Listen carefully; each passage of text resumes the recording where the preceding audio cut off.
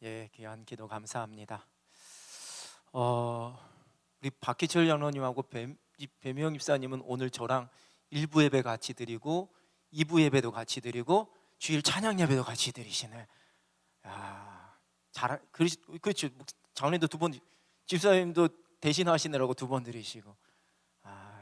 갑자기 앉아 있는데 이렇게 3분이서 그렇게 뒤에가 이렇게 느껴져 가지고서 그냥 한번 아는 척 하고 싶어서 얘기했어요.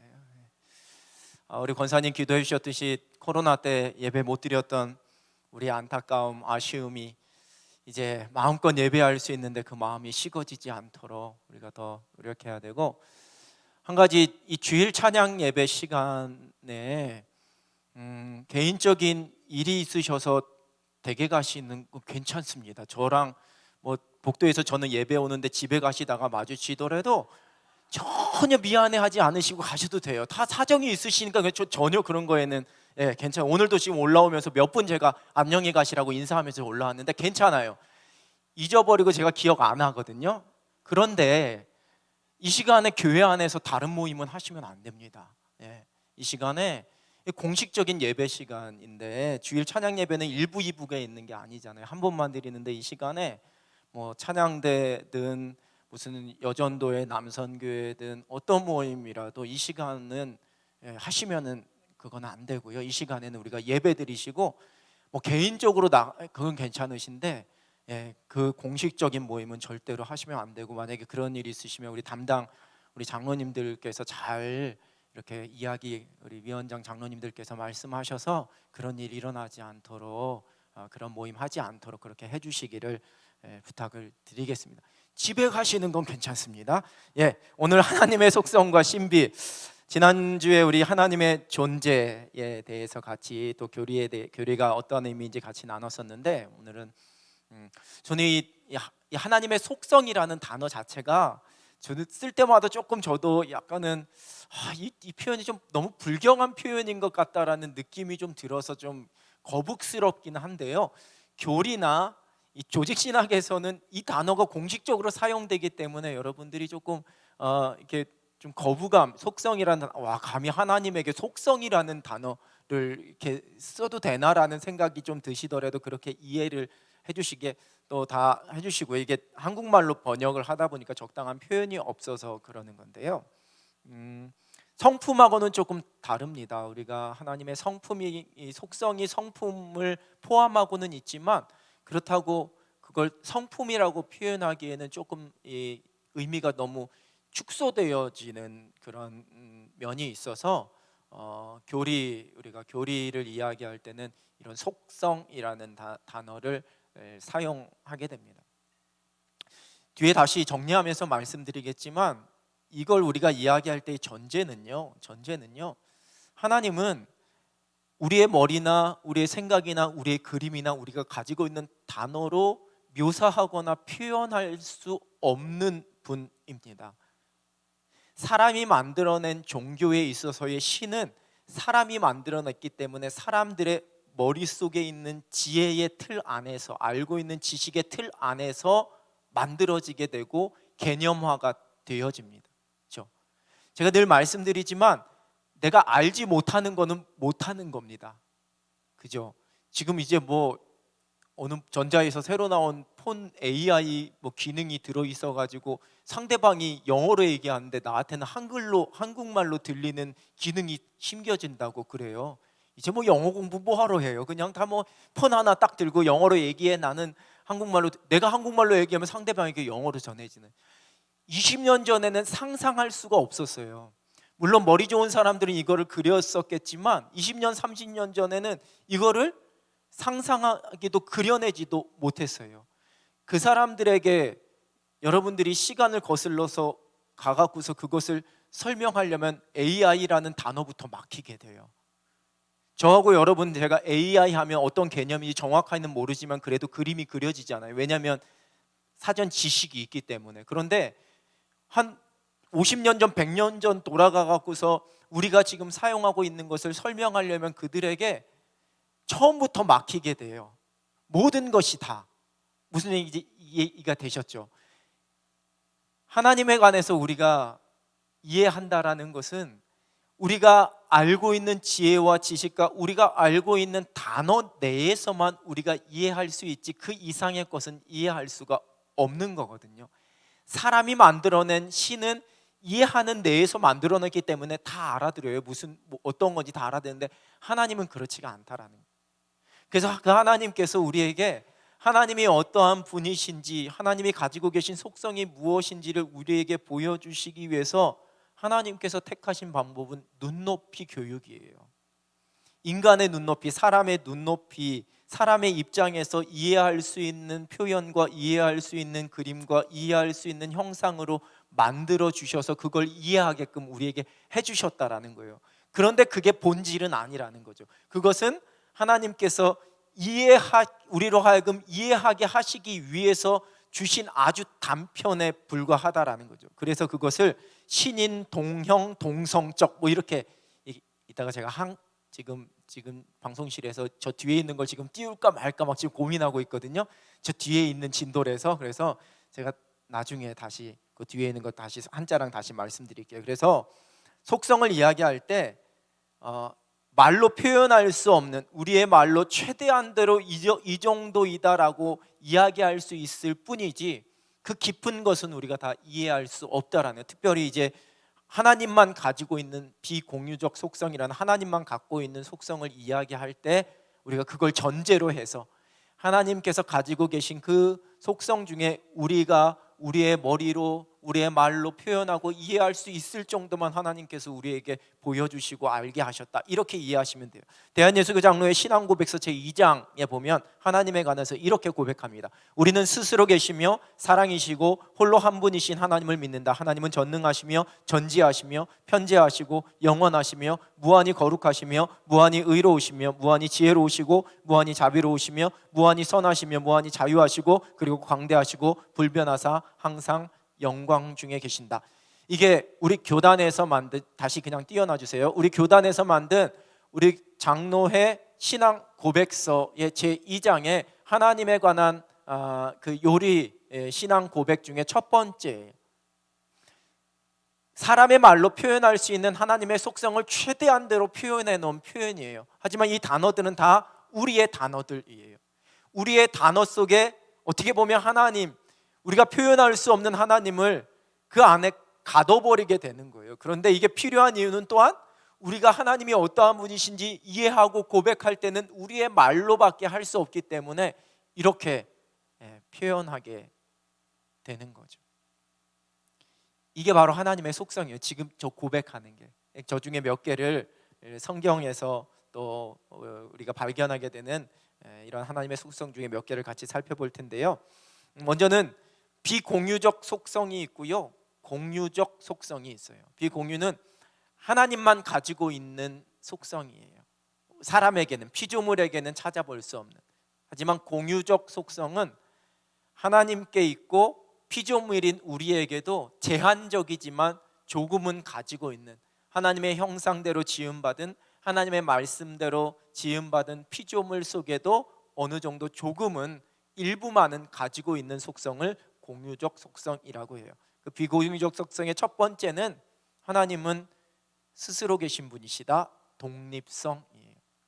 이 스스로 계신다, 독립성, 이것도 말씀드렸듯이 우리의 단어로 표현하기 위해서 하나님이 어떻게 존재하시냐, 하나님은 어디에서부터 나셨을까, 이거에 대한 고민에 대한 그 대답을 할 수가 없다라는 거죠. 하나님은 그 존재 자체가 스스로 존재하시는 분이다. 나는 스스로 있는 자다라고 출애굽기 3장 14절에 모세에게 나는 스스로 있는 자라라고 말씀하실 때에 영어로 나는 나야 이거거든요. I am that I am 이렇게 되거든요. 그러니까 나는 나야, 이게 말장난이 아니고 하나님은 그 존재 자체가 어디에 근원이 있으셔서 그 존재가 발생하거나 누군가 만들어서 그 존재가 되어진 것이 아닌, 하나님은 스스로 그 존재의 근거를 갖고 계시고 스스로 계시는, 어떤 것에 의해 의존적으로 만들어지거나 무엇에 의해 창조되어진 것이 아니라 하나님 스스로 계시는 분이시다. 그게 독립성이에요. 이 하나님의 독립성을 우리의 머리로 표현하고 우리의 말로 표현할 수 있는 최상의 것이 나는 스스로 있는 자다라고 말씀해 주신 하나님의 말씀, 그 말씀이 우리의 눈높이에 맞는 하나님의 독립성에 관한 우리에게 가르쳐 주신 계시라는 거죠. 그래서 우리가 하나님은 어디에서부터 시작되었을까 고민하셔도 답은 안 나와요. 그리고 그것은 고민할 필요가 없는 문제라는 거죠. 두 번째, 불변성이에요. 영원히 동일하신 하나님, 어떠한 것도 변하지 않으시는 하나님. 모든 피조물은요, 시작이 있고 끝이 있으면서 그 시작에서 끝까지 점점 변해가고 낡아져가요. 낡아져가요. 이 세상에 그렇지 않은 것은 아무것도 없어요. 사람도 그렇고요. 아기에서부터 나이가 들어서 어른이 되고 노년이 될 때까지 계속해서 변화되어지고 계속해서 그게 어떻게 보면 낡아져 간다라고 이야기할 수 있어요. 우리의 물건도 그렇잖아요. 처음에는 새 거였지만, 사람이 만든 것도 처음에는 새 거였지만 시간이 지나면은 점점 그것이 낡아지게 돼요. 그게 모든 피조물, 그걸 변화라고 이야기를 하는 거예요. 근데 하나님은 변하지 않으신다라는 거예요. 하나님 존재 자체가 변하지 않으신다라는 것뿐만 아니라 하나님이 가지고 계신 성품과 하나님이 가지고 계신 뜻과 하나님이 가지고 계신 의지와 하나님께서 작정하신 일과 하나님의 그 모든 계획이 변하지 않으신다라는 거예요. 신실하신 하나님, 변함이 없으신 하나님. 우리가 우리의 삶의 형편이나 우리의 삶의 상황이 바뀌게 되어지고 환경이 바뀐다 할지라도 여전히 우리가 하나님을 의지할 수 있는 이유, 내가 건강할 때도 하나님은 하나님이셨고 내가 약할 때도 하나님은 하나님이시라는 거예요. 내가 약해졌다고 해서 우리 하나님이 약해지신 것이 아니라는 거죠. 하나님께서 이스라엘 백성들에게 말씀하셨던, 제가 설교 말씀하면서 같이 전하셨던 여호와의 손이 짧아졌느냐, 이 말씀이 바로 하나님은 변함이 없으신 분이시라는 거예요. 그냥 아무 일 없고 평탄할 때는 하나님의 손이 강하시고 위기 상황과 어려운 상황 속에서는 하나님의 손이 짧아지시는 그러한 분이 아니시라는 거예요. 우리의 생각이 변하게 되어지고 우리의 믿음의 고백이 변하게 되어지는 거지, 하나님은 불변하시는 영원히 동일하신 하나님이시다. 저와 여러분이 젊었을 때에, 아니면 어렸을 때에, 아니면 건강했을 때에, 부유했을 때, 가난했을 때에 우리를 붙잡아 주셨던 하나님은 지금도 동일하게 아무런 변화가 없이 여전히 우리를 붙잡아 주시고 우리를 사랑해 주신다라는 거예요. 그러니까 우리의 믿음이 하나님 앞에서 한결같아야지만 된다라는 거예요. 하나님이 변하시면 변할 수 있지. 그런데 하나님이 변하시지 않으시기 때문에, 우리를 향한 하나님의 뜻이, 하나님의 일하심이 변하시지 않으시기 때문에 우리의 믿음도 하나님 앞에서 한결같아야지만 된다. 그게 불변성. 그 다음 유일성. 여러 신 중에 하나가 아니라 이 세상에 유일하신 절대자요, 모든 만물이 그에게서 나오고 그에게로 돌아가게 되어지는 유일하신 분, 유일하신 하나님이라는, 하나님이 유일하시기 때문에 기독교 신앙을 가지고 있는 사람들이 편협되다, 독단적이다라는 이야기를 듣게 돼요. 어쩔 수 없어요. 내가 그 얘기를 듣고 싶지 않다고, 나는 좀 마음이 넓고 생각이 넓고 나는 포용적인 사람이다라고 인정받고 싶어서 하나님 말고 다른 하나님이 계실 수도 있다라고 이야기해서는 안 된다라는 거예요. 신학에도 다원주의라고 이야기를 하죠. 하나님께로 갈 수 있는, 하나님은 여러분이 구원받을 수 있는 길은 여러 가지가 있을 수 있는데 우리가 믿는 것은 예수 그리스도다? 아니에요. 성경은 하나님은 한 분이시라고 말씀하셨고, 하나님께서, 변하시지 않는 하나님께서, 그 유일하신 하나님께서 구원받을 수 있는 유일한 길은 우리 주 예수 그리스도 한 분밖에 없다라고 말씀하셨기 때문에, 그래서 우리는 오직 예수 고백하게 되는 거예요. 우리가 이 신앙을 잃어버리고 이 신앙을 놓치게 되어질 때, 그때 우리의 신앙은 변질되게 되고, 우리의 신앙은 하나님을 내 머리로, 내 수준으로, 인간의 지혜와 인간의 어떤 사상과 가치관과 어떤 가지고 있는 철학으로 그 하나님을 끄집어 내리는 어리석음이 되는 거예요. 민주주의인데 각자의 다양성을 다 인정해 줘야지만 되는데 왜 지금 이 시대에 지금 수많은 다양성을 인정해주고 있는 이 시대 가운데 왜 기독교 신앙만, 교회만 하나님만 하나님이시라고 이야기하고 예수 그리스도만이 구원의 길이라고 이야기하느냐? 비판을 받아도, 그런 소리를 들어도 우리가 흔들려서는 안 돼요. 그러게 말이에요. 이렇게 하시면 지는 거예요. 그러게 말이에요. 이 순간 이거는 우리에게 있을 수 없는 말이에요. 절대로. 그 누구, 나를 가장 잘 사랑하는 사람이 이야기한다 할지라도 절대로 이것만큼 양보할 수 없는 진리예요. 하나님은 한 분밖에 안 계신 유일하신 하나님, 하나님이 유일한 창조주이시고 하나님만이 유일하신 절대자이시고 모든 것이 하나님으로부터 와서 하나님께로 가기 때문에 우리 하나님은 유일하신 하나님이에요. 그게 하나님의 유일성이에요. 네 번째, 무한성과 편재성이에요. 이거는 여러분들이 잘 알고 있는 무소부재. 이게 또 한국교회가 한자의 영향권을 있어서 우리 옛날 장로님들이 무소부재하신 하나님 이렇게 다 말씀하셨잖아요. 그렇죠? 잘 모르는 사람 귀 죽이시려고 무소부재하신, 무소부재하신 하나님. 어렸을 때 무소부재가 뭐 이렇게 곰곰이 생각하면은, 그죠? 안 계신 곳이 없는, 계시지 않는 곳이 없다. 무소부재하신 하나님, 시간과 공간의 모든 제한을 받지 않으시는, 온 우주 가운데 충만하신 하나님. 인간은 유한하죠. 인간은 동시에 있을 수가 없잖아요. 내가 있는 공간과 내가 있는 시간밖에는 안 되잖아요. 그렇죠? 내가 지금 있지 않은 곳에서 어떠한 일이 일어나는지 나중에 들을 수는 있지만 내가 그곳에서 그것을 경험할 수는 없어요. 그죠? 그게 인간이잖아요. 모든 피조물은 그래요. 그런데 하나님은 그렇지 않다라는 거예요. 제가 시편 23편 말씀 같이 말씀 나눌 때에 이야기를 드렸던 것 같은데, 우크라이나에 단기 선교 갔을 때 정말 이걸 제가 엄청 경험했거든요. 우크라이나 그때는 모스크바를 경유해서 갔어요. 왜 이렇게 먼지, 모스크바까지 갔는데 거기 앉아가고 또 한참 기다렸다가 또 비행기 타고 우크라이나에 갔거든요. 갔더니 말로만 듣던 이 바비 인형이 우크라이나에 계신 여성분들을 모델로 해서 만든 거라고 그러더라고요. 같이 예배 드리는데 다 막 뭐 제일 아름다운 분은 우리 집에 계시지만 그곳에 갔을 때 막 다 둘러보니까 전혀 말도 안 통하고 생김새 비슷한 것도 없고 뭐 우리는 막 이런데 다 근데 그리고 같이 주일날 예배를 드렸거든요.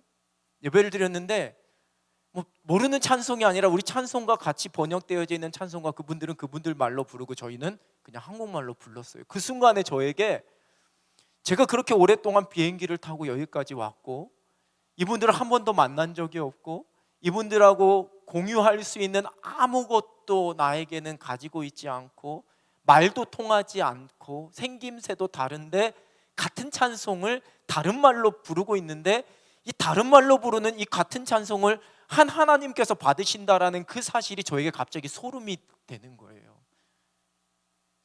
하나님은 그러면 몇 개 국어를 하시는 건가라는 생각부터 시작해서, 그런데 생각해보니까 그 순간 그때에 한국에서도 물론 시차가 다르니까 그 순간에 동시에 예배드리지는 않겠죠. 수많은 세계 나라 곳곳에서 예배하고 계셔요. 우리 남현교회에서도 예배하고, 이 상도동에만, 이 근처에만 교회가 몇 개예요. 근데 그렇게 하나님께서 다 예배하는 곳에 하나님이 임재하신다라고 우리가 고백해요. 그죠? 가끔 뭐 정치인들 나 의원 저는 오고 했지만 이분들은 뭐 와봤자 우리 교회 없는 다른 교회 갈 기회를 놓치는 거잖아요. 그런데 우리가 예배하는 그 순간에 동시에 하나님께서 다 그 예배를 받으신대요. 이 대사를 파견하신 것도 아니고 하나님이 직접 받으시는데 언어도 다르고 생김새도 다르고 예배 순서도 다르고 모든 것이 다른데 그 모든 것 가운데 하나님께서 임재하신다는, 그죠? 여의도 순복음교회 철야는 안 가보셨죠? 여의도 순복음교회 가서 철야하면 한번 경험해 보시는 것도 좋아요. 뭐 어디 기도원 뭐 얘도 순복음교회가 아니고 무슨 어디 갈멜살 기도원이나 뭐 할례 기도원 가서 막 기도하실 때, 우리 기도합시다 주여 주여 주여 하고 막 기도하면, 와, 이분들 정말 하나님이 그러면 이 소리를 몽땅 다 어떻게 다 들으실까라는, 어느 날 갑자기 그런 생각과 그런 고민이 갑자기 찾아올 때가 있어요. 나도 이 사람한테 내 소리가 안 묻히려고 나도 큰 소리로 기도하고 나도 기도하고 동시에 수천 명이 막 간절한 마음으로 기도하는데, 하나님께서 그 기도를 한 사람 한 사람 어떻게 다 들으실까?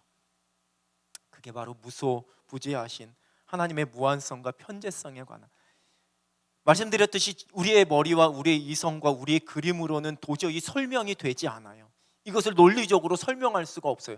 하나님 어떻게 해서 어떻게 예배 받으시고 어떻게 해서 어떻게 다, 이거는 우리의 가지고 있는 지식으로 그것을 풀어서 해석하고 설명하고 묘사하려고 하는 것 뿐이지 그걸로 설명할 수가 없는 거예요. 하나님의 무한성과 편재성도 마찬가지라는 거예요. 마찬가지라는 거예요. 그게 우리 하나님의 피조물과는 공유되지 않는 하나님의 속성이라는. 다섯 번째, 영원성. 시간의 제약이 없으시다라는. 시작도 끝도 존재에 이어지는 순간도 처음이고 끝이고 과거, 현재, 미래. 시간은 우리의 개념이에요. 인간의 개념, 피조물의 개념이에요. 하나님께서 우리의 눈높이에 맞추셔서 창조의 이 모든 것을 설명해 주시기에 첫째 날, 둘째 날, 셋째 날 이렇게 말씀하셨고, 우리의 눈높이에 맞춰서 안식해야지만 된다라고 해서 안식일을 말씀해 주신 것이지, 하나님에게 우리가 알고 있는 24시간의 시간적 개념이 있는 것은 아니라는 거예요. 지난 새해맞이 예배 때 몇몇 우리 젊은이들, 청년들은 과연 담임 목사님이 2024년 1월 1일 00시 00분 00초를 잘 맞추실까 안 맞추실까가 최대의 관심사였다고 그러더라고요. 다들 예배하고 눈 감고 있으니까 은근슬쩍 시간이 넘어갔는데 그냥 앞에서 지금이 새해입니다라고 박수 치는 건 아닐까 고민했는데, 딱 봤더니 1초인가 0.5초가 틀리고 정확하게 맞았다라고 하는 거예요. 제가 이 이야기를 어떻게 알았겠어요? 바울간 501호에 사는 두 아이가 얘기를 했기 때문에, 고백을 했기 때문에 제가 알게 되죠. 다들 그게 관심이었나 봐요. 어떻게 맞추나. 다 맞추는, 이제는 다 맞추는 방법이 있거든요. 시간 조절해갖고. 이제 믿으셔도 돼요. 굳이 시간이랑 비교 안 하셔도 돼요. 자, 어떤 사람은 12시 1분 됐는데 새해입니다 하고 우리 하나님 앞에 우리의 첫 시간을 주신 하나님께 영광의 박수를 올려드립시다 라고 이야기하면, 하나님이 벌써 1분 지났다, 니네 시간 틀렸다라고 말씀하시지 않으신다라는 거예요. 그건 우리가 우리의 날과 우리의 달과 이 모든 것, 이 시간이라는 것 자체가 우리가 그냥 약속하고 서로 간의 사회적인 약속과 뭔가 질서를 위해서 우리의 약속으로 만들어 놓은 것이 시간이라는 개념이죠. 그리고 우리는 유한한 존재이기 때문에 과거가 있고 현재가 있고 미래가 있어요. 그건 모든 피조물들에게 다 마찬가지잖아요. 근데 하나님에게는 그게 적용이 되지 않는다라는 거예요. 그게 적용이 되지 않는다라는 거예요. 하나님께서 시간에 쫓기시고 하나님께서 어떤 시간에 뒤처지시고 늦어지시고 이런 게 아니라는 거죠. 그게 영원성이라는 거예요. 하루가 1000년 같고 1000년이 하루 같다. 이 영원이거든요. 헬라어에서, 히브리어에서 이 1000이라는 만 숫자, 완전한 숫자를 가지고 하나님에게 있는 영원성을 표현하기 위해서 하루가 1000년 같고 1000년이 하루 같다라고 말씀하신 것 뿐이지, 이것 자체가 실제로 우리의 숫자로 1000자라는 데 의미가 있는 것은 아니라는 거죠. 그 모든 것들을 자꾸만 우리의 수준으로, 우리의 눈높이로 하나님을 오히려 끌어내리다 보니까 이러한 말씀 가지고 오해를 하고 곡해를 하면서 자기만의 신학을 엉뚱하게 만들어 내는 거예요. 14만 4천이라는 숫자도 마찬가지예요. 14만 4천. 14만 4천 하니까 또 지난 교역자 수련회 저희가 갔을 때 전주 거기 뭐 이렇게 좀 둘러보기 위해서 전주 그 길거리를 지나가는데 엄청 큰 교회 앞에 테이블을 놓고 전도하는 분들이 계시더라고요. 근데 느낌이 좀 이상했어요. 딱 보니까 저희 교역자들 그때 몇 명, 한 8명인가요? 딱 지나가면서 보니까 전도 딱 있는데 웬걸 신천지였어요. 근데 신천지가 건물 앞에다가 테이블을 펴놓고 대놓고 거기에 보니까 10만 6,700 몇 명 이렇게 14만 4천 벌써 넘은 걸로 알고 있는데 아직도 10만 몇 천이라고 계속 얘기를 해요. 그래야지만 이게 전도하기가 편하잖아요. 홈쇼핑 할 때도 그렇잖아요. 이제 곧 품절됩니다. 사이즈 확보하셔야지만 됩니다. 막 이러면은 갑자기 막 마음이 불안해지면서 빨리 주문해야 될 것 같은 마음이 들잖아요. 그렇죠? 아직 많이 남았다고 하면은 사람들이 여유 부리거든요. 그러니까 여전히 10만 막 그래서 저희 교역자들에게 딱 한마디 이렇게 말 붙이면 그런데 그들도 우리를 알아보는지 뭔가 포스가 느껴졌는지 종이 한 장 안 주고 그냥 보내더라고요. 그래서 제가 지나가면서 내가 13만 9,995번째 사람인데 제가 그러면서 지나갔는데 이 하나님께서 우리에게 요한계시록에 14만 4천 명만 구원받는다라고 말씀하신 것이 아닌데 그 하나님을 아주 그냥 내 눈높이로 끌어내린 사람들이 그 논리를 펴는 거예요. 나중에 주께서 다시 올 때 구원받을 인원이 14만 4천 명이다. 보라 어린 양과 함께 그 거룩한 산에 서 있는 자들 봤더니 14만 4천 명이더라. 그러니까 구원받는 사람들이 14만 4천 명이다. 이 신천지에 와서 14만 4천 등 안에 드는 사람들만이 구원을 받게 된다라고 이야기를 하는 거죠. 근데 사람들이 막 너무 많이 몰려오는 거예요. 그래서 14만 4천 명 넘었어요. 거기가 그랬더니만 이제 나중에 다시 그 안에서 열심히 하고 복음 잘 전하고 이러는 사람들 14만 4천 명을 뽑겠다라는 거예요. 참. 근데 그런 거에 이제 혹하다 보니까 이게 다 하나님을 내 눈높이로 자꾸만 끌어내리려고 하는, 또 그렇게 이야기하는 것에 내가 이해가 내 머릿속으로 이해가 되면서 그 이해라는 게 우리가 볼 때는 엉뚱한 이해지만 어찌됐든 그것이 명확하다라는 생각에 그래서 거기에 자꾸 빠지게 되는 거거든요. 근데 하나님은 시간이나 이 모든 것에 있어서 영원하신 분이라는, 그다음 광대성, 만물에 임재하시는 하나님, 너무 크신 분이라는 거죠. 내 생각으로 담을 수 없는 온 우주 만물 가운데 임재하고 계시는 내가 측량할 수 없는 분이시다. 그게 광대성이에요. 자충성, 하나님 스스로 충분하신 분, 스스로 만족하시고 부족함이 없으신 분. 피조물은 무엇을 이렇게 더하거나 부족한 부분이 있기 때문에 채워야지만 되는 거예요.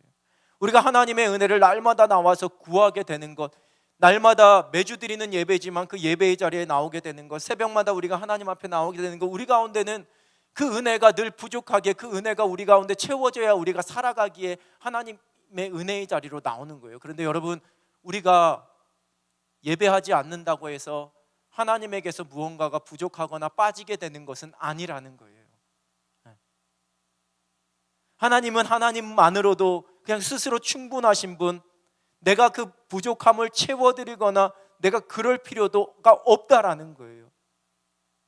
가끔 그냥 되게 편한 말로 우리의 헌신은 하나님을 향한 어떤 배려나 하나님을 향해서 우리가 무언가를 드리거나 조금 더 속된 말로 우리가 뭔가 하나님 나라 일을 우리가 구걸하는 그런 게 아니라는 거예요.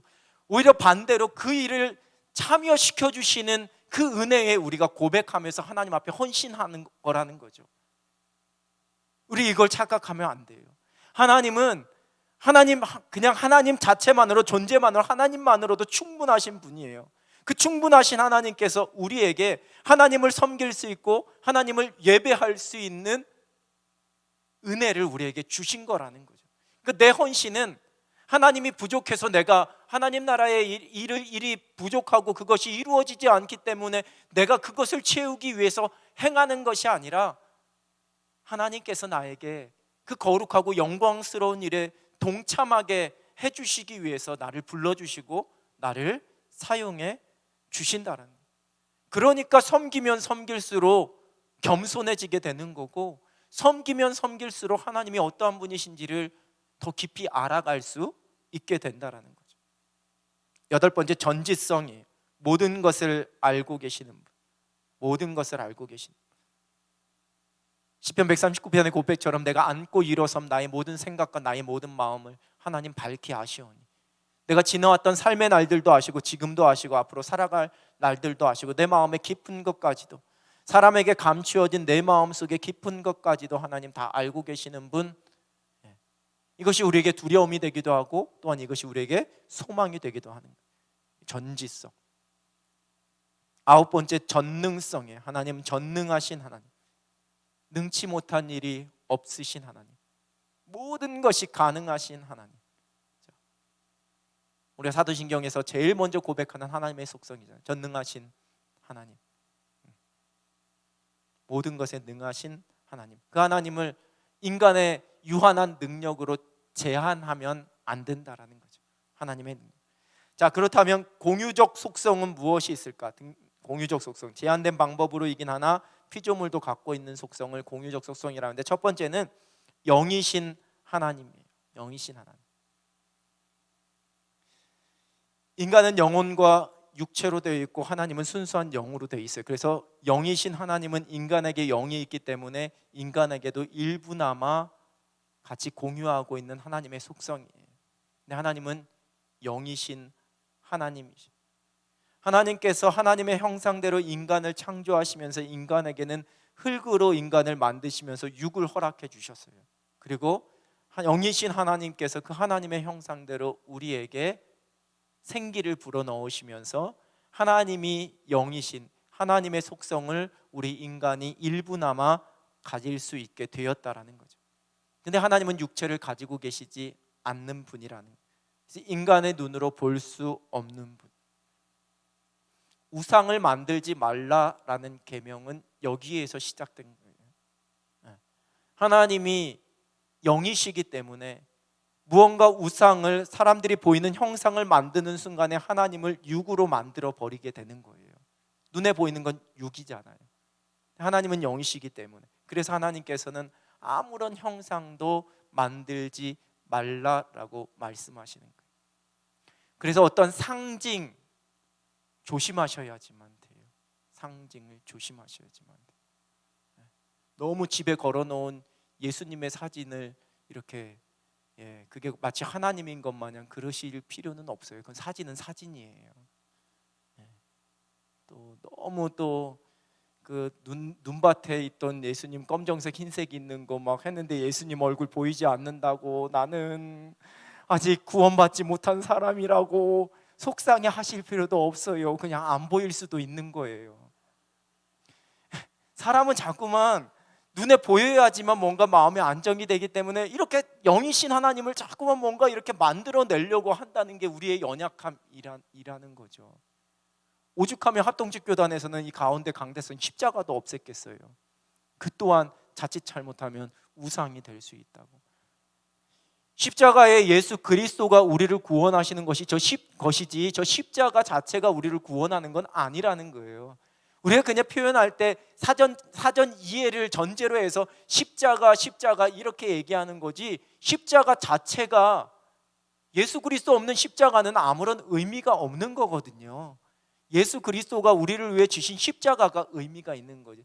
그래서 여러분들이 신앙생활하면서 자꾸 어떤 형상들, 이제 카톨릭이 이게 문제가 되었잖아요. 그들에게는 말씀이 없었기 때문에 자기들의 권위와 자기들의 어떤 이 권력을 유지하기 위해서, 그러기 위해서는 성도들이 말씀을 몰라야지만 되고 하나님을 몰라야지만 되기 때문에 말씀을 가르치지 않았어요. 중세 교회에서는.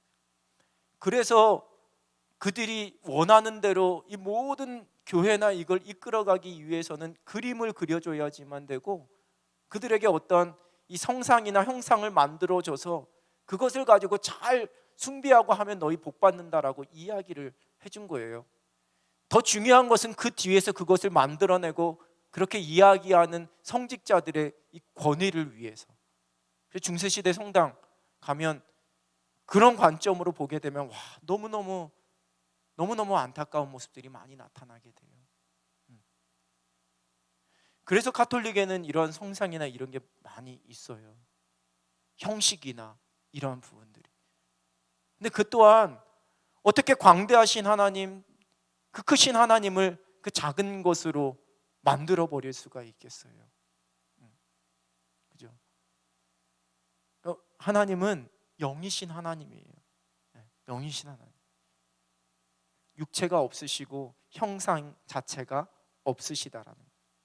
두 번째, 하나님의 지혜로우심이에요. 하나님은 자신의 영광을 위하여 그의 하나님의 지식을 사용하셔서 최상의 하나님의 뜻을 이루어 주시는 지혜의 하나님. 깊도다 하나님의 지혜와 지식의 풍성함이에요. 그 하나님의 지혜, 하나님의 형상대로 지음받은 우리에게 그 지혜를 주셨어요. 이 지혜는 하나님을 아는 지혜요, 영적으로 분별할 수 있는 지혜예요. 하나님께서 주신 지혜를 통해 우리가 하나님을 알아가야지만 되는데, 하나님께서 주신 지혜를 통해 사람들이 하나님이 없다라는 쪽으로 지혜를 쓰는 거예요. 하나님의 형상대로 지음받은 우리에게 하나님께서 지혜를 주셨고, 하나님은 모든 지혜의 근원이신 하나님이십니다. 그리고 그 지혜로 하나님께서 작정하신 모든 일을 가장 완벽하게 이루어 가십니다. 제가 기도할 때마다 하는 기가 막힌 하나님의 방법이라는 건 곧 하나님의 지혜예요. 나의 지혜와 나의 생각으로 측량할 수 없는 하나님의 지혜로 하나님께서 이루시는 것, 내가 전혀 예상하지 못했던 방법대로 하나님께서 이루시는 그 모든 일들은 곧 하나님의 지혜예요. 우리가 그 하나님을 신뢰하게 될 때 내가 계산하고 내가 제한하지 않고 하나님의 지혜로우심으로 하나님께서 일하실 것을 우리가 소망할 수 있는 거죠. 세 번째, 사랑입니다. 하나님의 가장 대표적인 사랑. 존재 자체가 하나님의 사랑이에요. 누군가 그냥 사랑하신다, 또 사랑을 받으신다, 이런 개념이 아니라 하나님 자체, 존재 자체가 사랑이다. 계산이 없는, 끝이 없는 무한한 사랑. 네 번째, 거룩. 조금 이제 많이 들어보셨던 개념은 제가 넘어갈게요. 거룩. 이건 분리라는 개념이죠. 카도시라는 히브리어 단어인데 분리한다라는 거예요. 분리한다. 그러니까 피조물과 분리되어 계신다라는 개념이에요. 분리되어 계시기 때문에, 우리와 다르시기 때문에 우리가 하나님 앞에 예배하는 거예요. 하나님의 거룩함은 우리의 예배의 이유가 되는 거예요. 우리와 같다라면 우리가 예배할 필요는 없어요. 그래서 사람들에게는 예배하는 게 아니고 칭찬하는 거예요. 그 사람이 했던 일들을 칭찬하는 거예요. 그런데 하나님은 피조물과 분리되어진 전혀 다른 분이시기 때문에 우리가 모든 존귀와 경배와 영광을 하나님 앞에 올려드리는 거예요. 왜냐? 하나님이 거룩하신 분이시기 때문에. 그리고 하나님께서는 내가 거룩하니 너희도 거룩하라 말씀하셨어요. 우리에게도 하나님의 형상대로 지음받은 하나님의 백성인 우리에게도 거룩함이 있어야지만 된다. 하나님이 거룩하시기 때문에. 그래서 우리에게도 거룩을 명령하신 거예요. 그리고 우리가 하나님의 백성으로 순결함과 거룩함을 지켜가야지만 되는 거예요. 다섯 번째, 의로우심이에요. 모든 것이 옳다라는 거예요. 의는 히브리어로 원래 어떤 기준에 맞는다라는 그런 의미인데요, 하나님께서 행하시는 모든 일, 하나님의 뜻이 최종 기준이 된다라는 거예요. 악하고 의롭다 중에 하나님이 더 의롭다라는 개념이 아니고요, 하나님께서 작정하신 뜻과 하나님께서 말씀하신 것과 하나님께서 제정하신 모든 질서가 곧 의가 되는 거예요. 반대의 개념이 아니고, 둘 중에 어느 것이 더 의롭다는 개념이 아니고, 우리의 모든 판단과 우리의 모든 것의 기준이 하나님이 되어야지만 되고 하나님의 말씀이 되어야지만 되는 것은, 왜냐하면 하나님이 의로우신 분이시기 때문에 그렇다는 거예요. 그리고 그 의로우신 하나님 앞에서 하나님의 백성인 우리도 의롭게 되기 위해서 십계명을 비롯한 레위기에 기록되어져 있는 모든 도덕법들은 이러한 하나님의 의에 따라서 만들어지고 선포되어진 법이라는 거죠. 여섯 번째는 진실하심이에요. 진실하심. 겉과 속이 늘 같으신, 말과 행위가 같으신. 민수기 23장 19절, 하나님은 사람이 아니시니 거짓말을 하지 아니시고 인생이 아니시니 후회가 없으시도다. 어찌 그 말씀하신 바를 행하지 않으시며 하신 말씀을 실행하지 않으시랴. 하신 말씀을 반드시 이루시는 그 말과 행위가 항상 동일하신 하나님, 모든 약속을 신실하게 지키시는 하나님이라는 거죠. 그게 바로 하나님께서 가지고 계신 진실하심 속성이고, 그 진실함이 우리에게도 하나님께서는 말씀하시고 요구하신다. 하나님 앞에 순전함으로, 진실함으로, 사람들 앞에 진실함으로 살아가야 할 것을 우리에게 말씀하셨다라는 거예요. 이게 이제 하나님의 속성이라고 우리가 고백되어지는, 성경에서 고백되어지는 그러한 모습인데요, 우리가 하나님의 속성을 이해할 때 기억해야 할 두 가지가 있어요. 첫 번째는 이 하나님의 속성들은 때로는 각기 다르고 때로는 상충하는 것처럼 보이지만 그 모든 것은 다 분리할 수 없는 하나라는 거예요. 공의로우신 하나님과 사랑의 하나님이 정반대가 되는 것 같지만 그렇지 않다라는 거예요. 하나님의 공의와 하나님의 사랑이 합쳐진 것이 바로 예수 그리스도의 십자가라고 계속 말씀 나누면서 이야기해 드렸던 적이 있어요. 하나님께서 죄인을 그냥 용납하실 수 없기 때문에, 그러나 하나님께서 죄인된 우리를 사랑하시기 때문에 죄가 없으신 예수 그리스도를 우리에게, 하나님의 아들 예수 그리스도를 보내주셨고, 그 예수 그리스도의 십자가를 통해 우리의 죄값을 치르게 하시고, 그래서 하나님의 공의도 이루시고 하나님의 사랑도 이루셨다라는 거죠. 이 모든 성품들이 상충이 될 것 같지만 그렇지 않다라는, 하나님 광대하신 분이세요. 제가 말씀드렸잖아요. 온 세계 우주 만물 어느 곳에 가든지 하나님 계셔요. 하나님 계셔요. 다음 주에 광고 드렸듯이 저는 우리 장로님들과 괌에서 예배드리지만 여러분은 이곳에서 예배드려요. 시차 1시간밖에 나지 않기 때문에 거의 같은 시간에 함께 예배해요. 하나님 우리 예배도 받으시고 그곳에서 드리는 예배도 받으셔요. 그리고 예배하면서 한 공동체가 되어지는 거예요. 이게 하나님의 광대하심이에요. 근데 그 광대하신 하나님이 또 어디에 계시느냐? 내 안에 계셔요. 내 안에 계셔요. 그게 하나님의 내재성이라고 표현하게 되는데, 하나님의 초월성과 내재성, 크면 크고 작으면 작은 거지 크신 하나님이 어떻게 내 속에 들어와 계시냐, 내 안에 내주하고 계시느냐, 이게 하나님의 속성이 정 어울릴 수 없는 것 같지만 그런데 이게 같이 합쳐져서 하나님께서 우리에게 베풀어 주시는 은혜가 된다라는 거예요. 영이신 하나님인데 그 하나님이 인격적인 하나님이세요. 영이신 하나님이라고 생각하게 되어지면 여러분들이 생각하게 되는 신비한 것, 막 그죠? 가끔 사람들 가운데 자기가 영서를 쓴다고 하면서 막 영서라고 해서 막 알아듣지 못하는 막 지렁이 이렇게 기어가는 글씨 쓴다면 이게 영서다라고 이야기하는데 10 중에 9은 의심하셔야지만 돼요. 10 중에 9은 믿으시면 안 돼요. 의심하셔야지만 돼요. 왜냐? 하나님은 인격적인 하나님이시기 때문에 그래요. 영이신 하나님이라고만 한다면 실제로 모든 것이, 그죠? 모든 것이 다 그렇게 우리가 이해할 수 없고 우리가 눈으로 볼 수 없고 우리의 자연 법칙과 질서 속에서 이해될 수 없는 방법으로만 하나님께서 말씀하시고 그렇게 우리에게 인도하시고 우리에게 임재하셔야지만 됐는데, 하나님은 인격적이신 분이세요. 인격적이신 분이라는 것은 우리 가운데 우리의 눈높이로 우리의 인격에 맞게 하나님께서 우리에게 말씀해 주시고 들려주신다라는 거예요. 우리가 성령님을 생각할 때도 영이시지만 인격적인 분, 추상적인 분이 아니고 하나님은 모든 것을 알고 계시고 하나님 판단하시고 선택하시면서 우리에게 구체적으로 하나님의 말씀을 통해 깨닫게 하신다라는 거예요. 이 모든 것이 인격적인 하나님이시라는 거죠. 이렇게 같이 말씀 나누고 예배 드리면서 여러분들 가운데 하나님께서 주시는 어떤 마음이, 도전하시는 마음이 일어나게 되었다? 그거는 광대하신 하나님이 내 속에 내주하셔서 나에게 인격적으로 내가 이해할 수 있게끔 말씀해 주셨기 때문에 내가 은혜를 받고 나에게 들려주시는 하나님의 음성을 듣는 거예요. 근데 영이신 하나님이라면 내가 영적으로 이게 되지 않으면 못 알아듣지요. 무슨 말씀을 하시는 건지.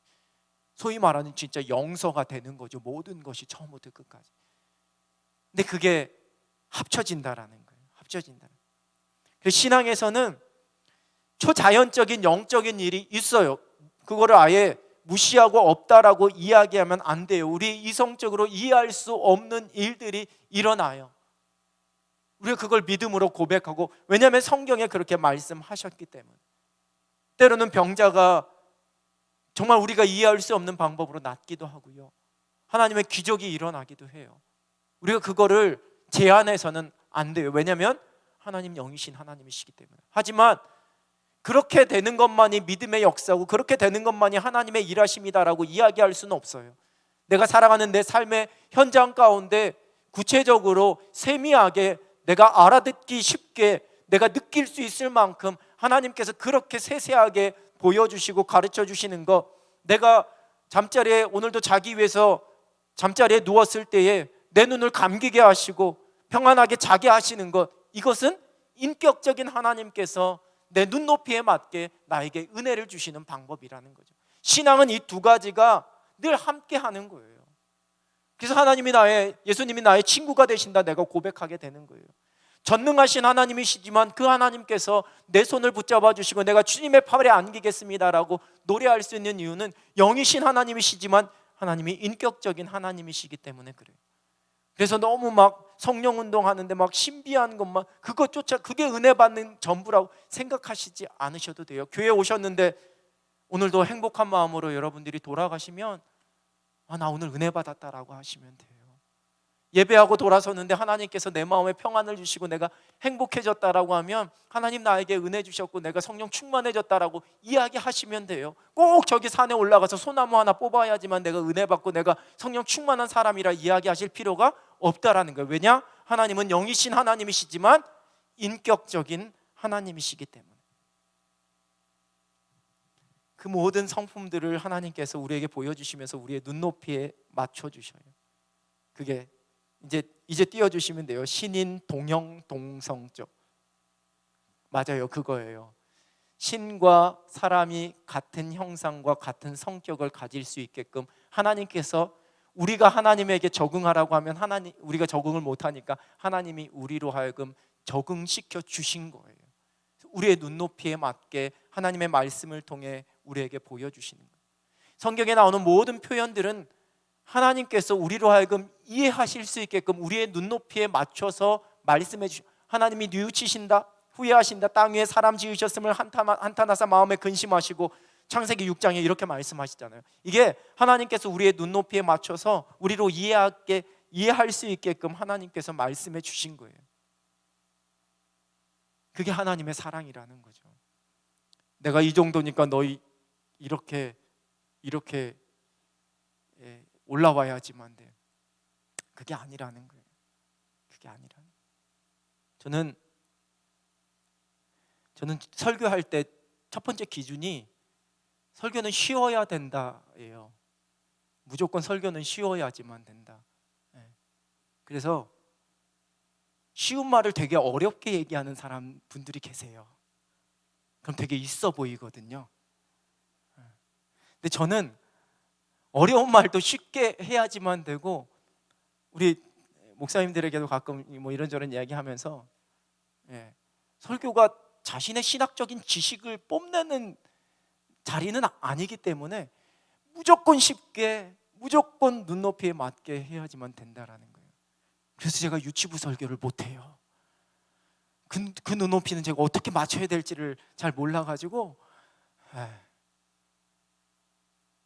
그냥 하나님께서 우리에게 하나님을 보여주실 때 그렇게 보여주셨어요. 하나님의 수준과 하나님만 아시는 걸로 보여주신 게 아니라, 야, 잘 들어봐. 이스라엘 백성들에게 하나님 보여주실 때, 아브라함에게 하나님께서 나타나실 때 그렇게 말씀하셨다라는 거예요. 그렇죠? 그게 우리에게 은혜가 되는 거예요. 그래야지 우리가 하나님을 알아갈 수 있는 거잖아요. 그게 바로 여기서 신인 동형 동성적이라는 조직신학적인 어떤 개념인데요, 하나님께서 우리에게 그렇게 적응해 주셨다라는 거예요.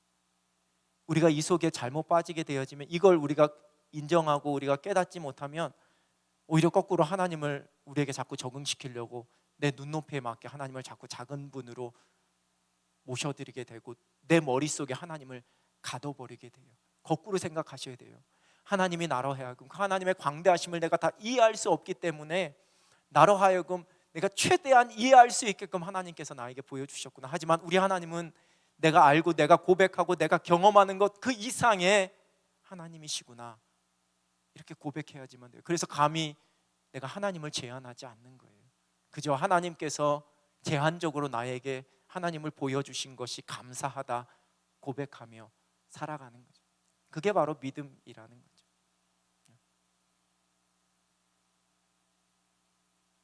우리의 생각보다 더 크신, 우리가 생각하고 있는 능력보다 더 크신 능력으로, 우리가 생각하고 있는 시간보다 더 완전한 시간으로 일하고 계신 하나님, 우리가 그 하나님을 의지하며 그 하나님 바라보면서 하나님의 신실하심처럼 우리도 신실한 믿음으로 살아가게 될 때 하나님께서 가지고 계신 이 모든 은혜와 성품을 우리의 삶 가운데 나타내 주시고 그 은혜로 우리로 하여금 주어진 삶의 길 멋지게 승리할 수 있도록 그렇게 인도해 주실 줄로 믿습니다.